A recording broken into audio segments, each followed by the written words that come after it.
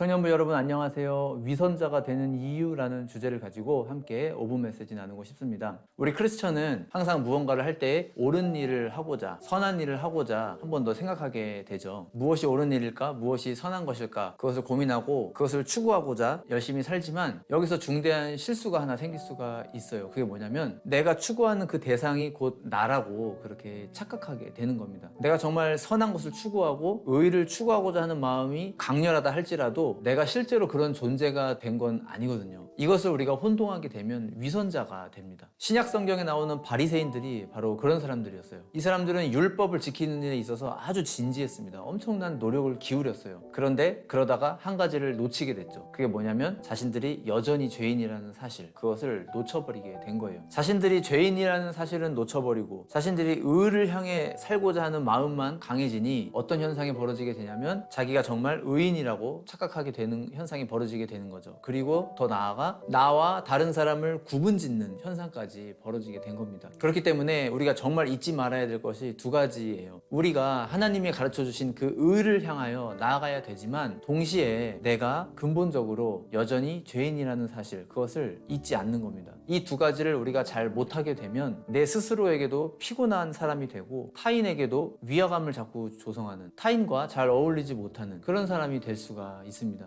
옛날에 제가 모교에서 청년 시절에 교회 어르신들하고 다 같이 단기 선교 여행을 간 적이 있습니다. 낮에 하루 종일 열심히 선교 사역을 다 마치고 저녁에 숙소에 돌아와서 몇 명이 TV를 킨 거예요. 때마침 TV에서 재미있는 프로 같은 게 나오고 있었습니다. 그래서 다 같이 자연스럽게 그걸 보고 있는데 어느 집사님 한 분이 아니 지금 우리가 여기에 지금 선교하러 왔지 TV를 보러 왔어요? 그렇게 말씀하시는 거예요. 그래서 누군가가 TV를 껐고 그 다음에 분위기가 싸해지면서 굉장히 어색해졌습니다. 또 비슷한 예로 이런 이야기도 있습니다. 어느 교회에서 단체로 무료 봉사를 하러 갔는데 하루 종일 이제 봉사 일을 다 마치고 돌아오는 길에 어느 정도 돈이 있으신 장로님이 비싼 저녁을 그 멤버들한테 사주신 거예요. 비싼 메뉴가 이제 쭉 나오는데 어떤 한 청년이 먹지를 않는 거예요. 가난한 아이들도 있는데 굶주리는 사람들도 있는데 이 비싼 걸 먹으려고 하니 잘 넘어가지 않는다. 그러면서 혼자 식사를 거부하는 겁니다. 그러니 거기에 앉아있던 다른 모든 사람들, 식사를 하려고 했던 모든 사람들이 다 죄인처럼 되어버린 거죠. 지금 이 두 이야기의 공통점은 어느 한 사람이 자신이 옳다고 여기는 것을 추구하면서 동시에 주변 사람들을 정죄의 대상처럼 그렇게 만들어 버렸다라고 하는 거예요. 나와 주변 사람들에게 나도 모르게 선을 그어버린 겁니다. 그 속에 함께 어우러지지 못하고요. 전도서 7장 16절에서 18절 말씀에 보면은요 이렇게 기록되어 있습니다. 세번역 성경으로 보면은요 그러니 너무 의롭게 살지도 말고 너무 슬기롭게 살지도 말아라. 왜 스스로를 망치려 하는가? 너무 악하게 살지도 말고 너무 어리석게 살지도 말아라. 왜 제 명도 다 못 채우고 죽으려고 하는가? 하나를 붙잡되 다른 것도 놓치지 않는 것이 좋다.